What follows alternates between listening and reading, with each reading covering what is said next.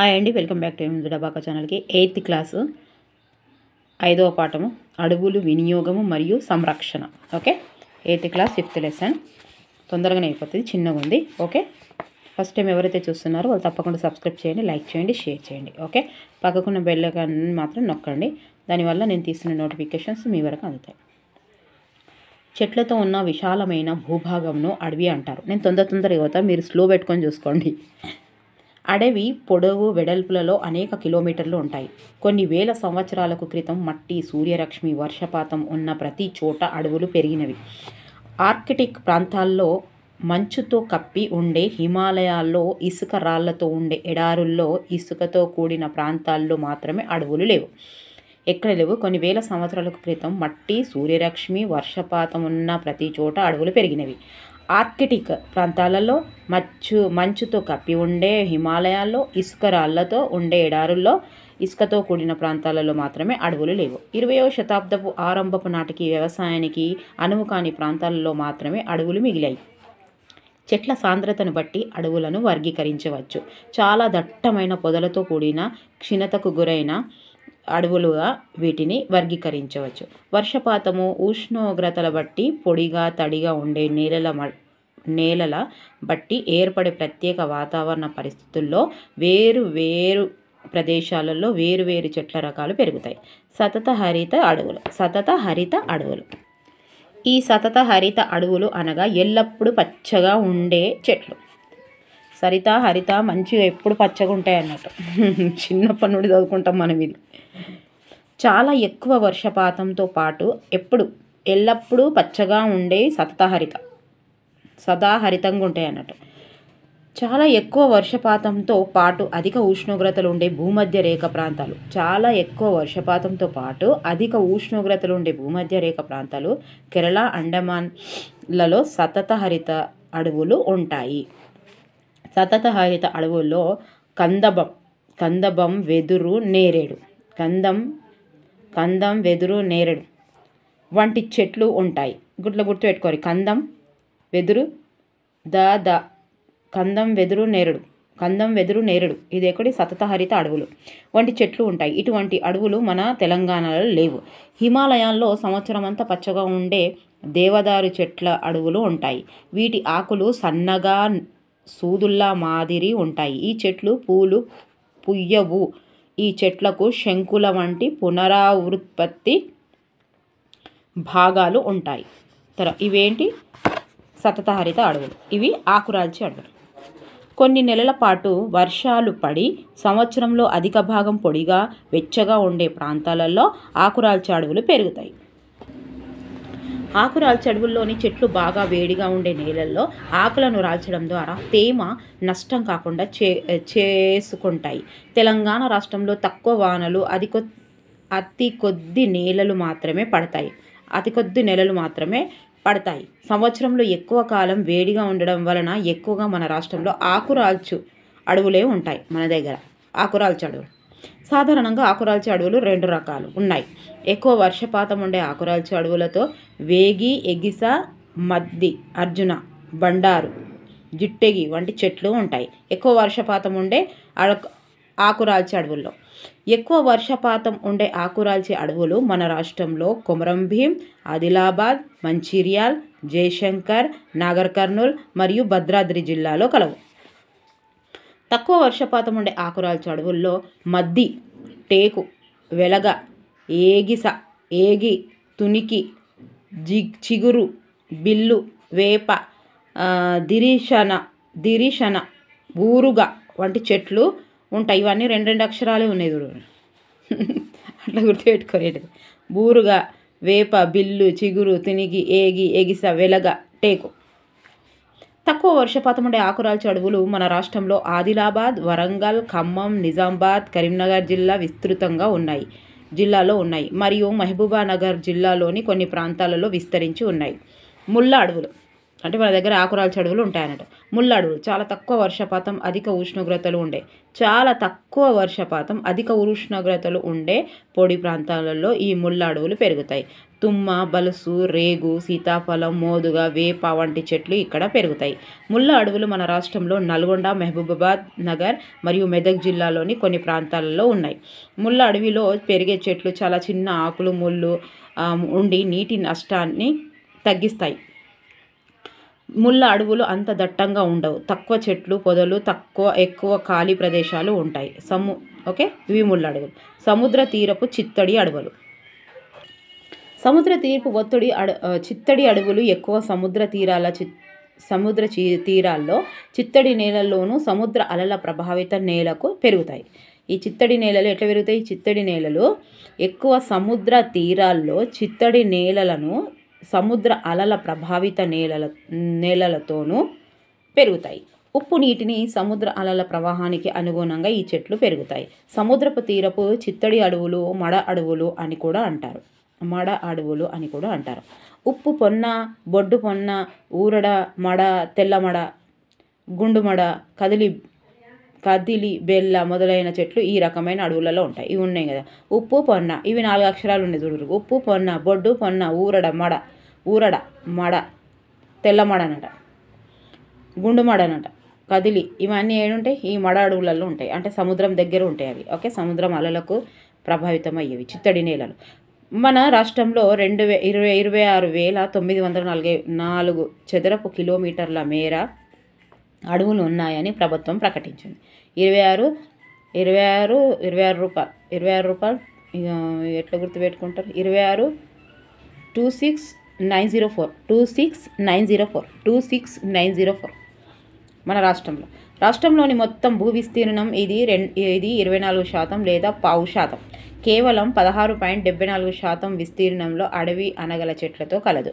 7% అడవులు వాస్తవానికి చాలా తక్కువ చెట్లతో ఖాళీ ప్రదేశాలలో ఉన్నాయి. మన రాష్ట్రంలో ప్రతి సంవత్సరం 30 చదరపు కిలోమీటర్ల మేర అడవి తగ్గిపోతుంది. తెలంగాణ ప్రభుత్వం అటవీ విస్తీర్ణం పెంచడానికి భారీగా మొక్కల పెంపకాన్ని 2015లో ప్రారంభించింది. 4 సంవత్సరాల కాలంలో 230 కోట్ల మొక్కలను నాటడానికి ప్రణాళికలు సిద్ధం చేస్తున్నారు. మన రాష్ట్రంలో 60% అడవులు గిరిజనులు నివసిస్తున్న ప్రాంతాలలో ఉన్నాయి.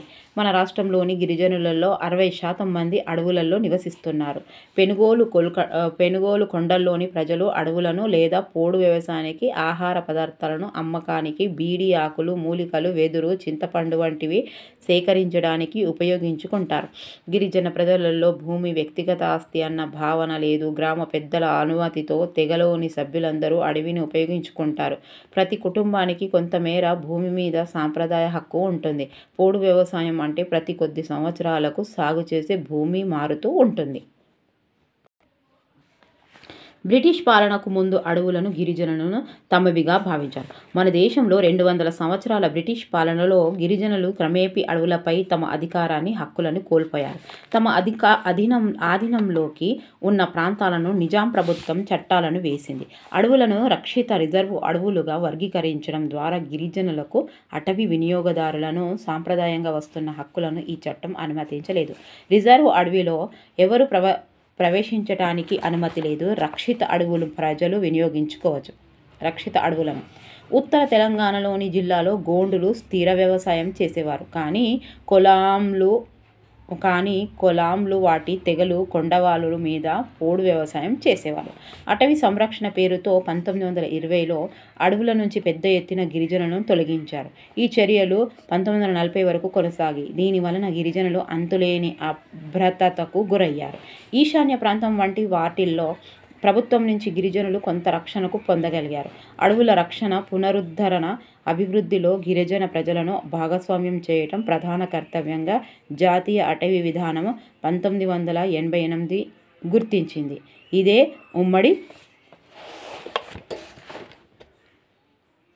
ఉమ్మడి అటవీ యాజమాన్యానికి దారితీసింది. ఈ కార్యక్రమానికి ప్రజా అటవీ యాజమాన్యము అని తెలంగాణ ప్రభుత్వం పేరు మార్చింది. CPM, JPM. అటవీ శాఖ స్థానిక ప్రజలు కలిసి పనిచేసేలా ఈ కార్యక్రమం సహాయపడింది. 2006 సంవత్సరంలో పార్లమెంటు అటవీ హక్కు చట్టాన్ని చేసింది. ఈ చట్టం చేయడానికి 3 ప్రధాన కారణాలు ఉన్నాయి. అవి అడవులను సంరక్షించడం, అడవి వాసులను జీవనోపాధి కల్పించడం, ఆహార భద్రత ఉండేలా చూడటం. అటవీవాసులు తరతరాలుగా సాగుతున్న భూములపై, నివాస ప్రాంతాలపై హక్కును గుర్తించకపోవటం, ప్రభుత్వం చేపట్టిన అభివృద్ధి పనుల వల్ల నిర్వాసితులై వారితో సహా అటవీ వాసుల భూమి హక్కులను, అడవిలోకి వెళ్లే హక్కుల విషయంలో దీర్ఘకాలంగా కొనసాగుతున్న అభద్రతను పరిష్కరించడం. 2006 అటవీ హక్కు చట్టం వలన అటవీ వాసులను సాంప్రదాయంగా అటవీ వస్తువులపై ఆధారపడిన వాళ్లకు అడవులపై తమ హక్కులను తిరిగి లభించాయి. సాగు చేస్తున్న భూమికి పట్టాలు వచ్చాయి. అక్కడ అడవి సంరక్షణ చేస్తున్న అటవీ వాసులనే ప్రధాన రక్షకులుగా చేయడం ద్వారా అడవులను ఇంకా బాగా కాపాడుకోవచ్చు. సో ఇక్కడికి అయిపోయినాయి. బిట్స్ చేద్దాము. చిన్నగానే ఉంది లెసన్. ఖచ్చితంగా రివిజన్ చేయవలసిందే. అది కూడా పాయింట్ టు పాయింట్ చేయాల్సిందే. Practice bits. ఎందుకంటే పాయింట్ టు పాయింట్ చేయాలి. ఆ వాడు ఎలా ఇస్తాడు అనే విషయం పక్కకు పెట్టి అలాంటి క్వశ్చన్స్ చేయడం కంటే మన కంటెంట్లో ఉన్న క్వశ్చన్స్, అంటే కంటెంట్ రావాలి. రివిజన్ ఓకేనా. అంటే ఎలా ఇచ్చినా రాయగలగాలి. పాయింట్ టు పాయింట్ ఒక్క బిట్టు కూడా వదలకుండా రాసే బిట్స్ని చెయ్యండి. ఇవి ఎక్కడైనా సరే, సిరీసా, బుక్సా, సెల్ ఫోనా, ఎక్కడ చేసినా సరే. తెలంగాణ మొత్తము భూ విస్తీర్ణంలో అడవుల శాతం ఎంత? అక్కడ కొంచెం కన్ఫ్యూజ్ అయినా ఇక్కడ కారు. ఓకే. 24%. తెలంగాణ మొత్తం భూ విస్తీర్ణంలో అడవుల శాతం ఎంత? 24%. మంచు కురిసే ప్రాంతాలలో ఈ జాతికి చెందిన దేవదారు చెట్లు పెరుగుతాయి. ఏంటి? కోనిఫెరస్. ఏ సంవత్సరంలో అడవుల హక్కుల చట్టం చేయబడింది? ఎప్పుడు? 2006. సముద్ర తీరపు చిత్తడి అడవులను ఏమని అంటారు? మడ అడవులు. ఏ సంవత్సరంలో ఉమ్మడి అటవీ యాజమాన్య చట్టంను రూపొందించారు? 1988. హిమాలయాల్లో పెరిగే సతతహరిత అడవుల్లోని ప్రధాన వృక్షజాతి ఏది? దేవదారు. అటవీ సంరక్షణ పేరుతో ఈ సంవత్సరం నుంచి గిరిజనులను పెద్ద ఎత్తున అడవుల నుంచి తొలగించారు. 1920. మన రాష్ట్రంలో ఎంత శాతం మంది గిరిజనులు అడవుల్లో నివసిస్తున్నారు? ఎంత శాతము? 60%. మన రాష్ట్రంలో ఎక్కువగా ఏ రకపు అడవులు ఉన్నాయి? ఆకురాల్చే అడవులు. రాలితేనే ఆకులు రాలుస్తాయి.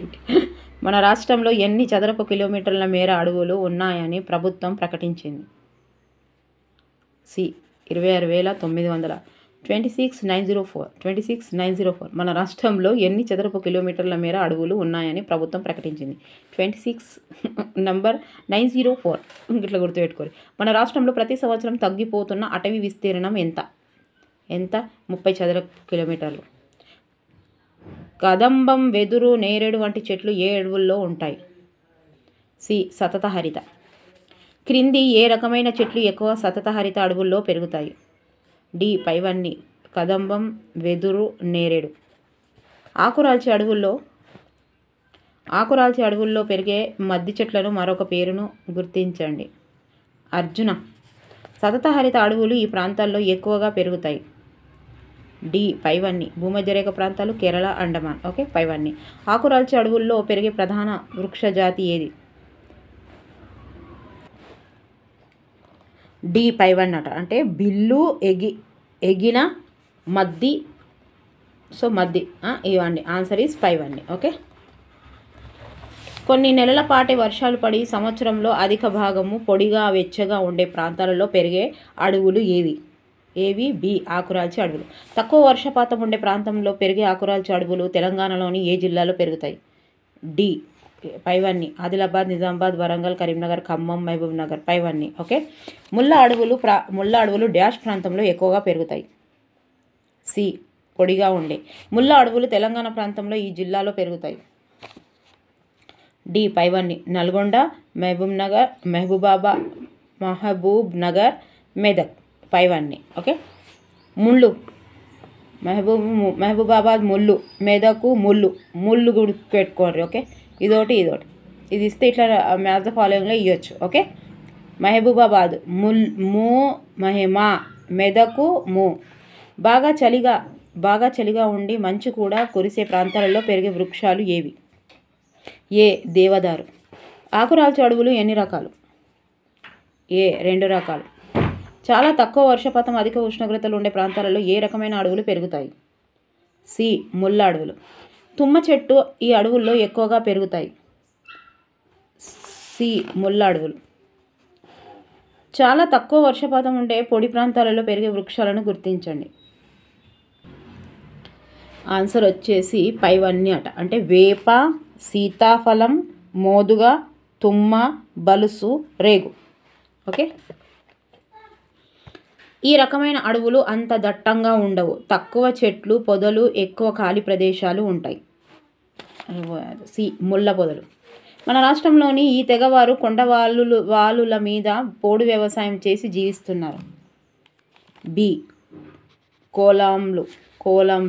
మడ అడవులు ఈ ప్రాంతంలో ఎక్కువగా ఉన్నాయి. డి సముద్ర తీరం. అడవికి ఉండవలసిన ప్రధాన లక్షణం ఏది? డి విశాలమైన భూభాగం, చెట్లు, దాని కింద పెరిగే పౌదాలు, గణనీయమైన జీవ వైవిధ్యత, పైవన్నీ. సిఫిఎంను విస్తరించుము. 30వ ఏ కమ్యూనిటీ ఫారెస్ట్ మేనేజ్మెంట్.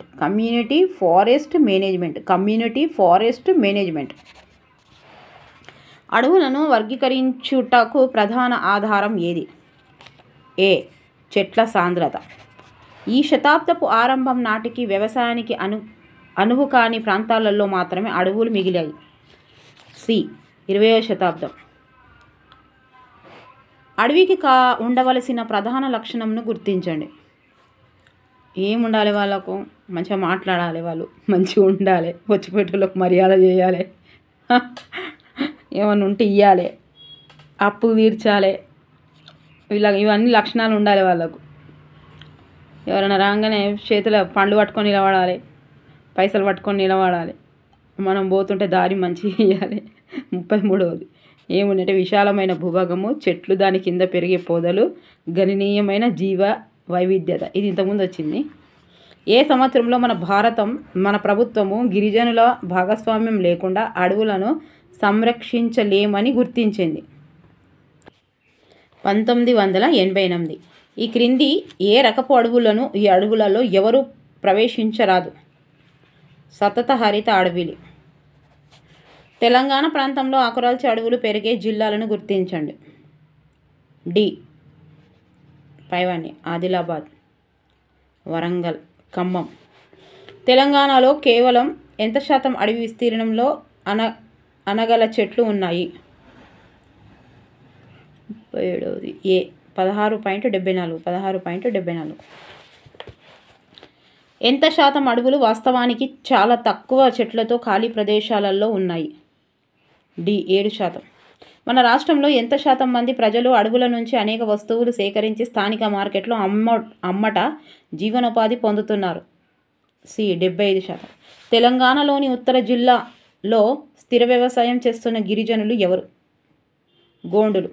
ఓకే, ఇది ఇక్కడ వరకు అయిపోయింది. తర్వాత పాఠము ఖనిజాలు మరియు గనులు. 8th క్లాస్ తొందరగా కంప్లీట్ చేసుకుందాం, కొంచెం చిన్నగానే ఉన్నాయి కాబట్టి. ఓకేనా? సైకాలజీ కూడా చేస్తాను, మీరు మాత్రం తప్పకుండా ఫాలో అవుతూ ఉండండి.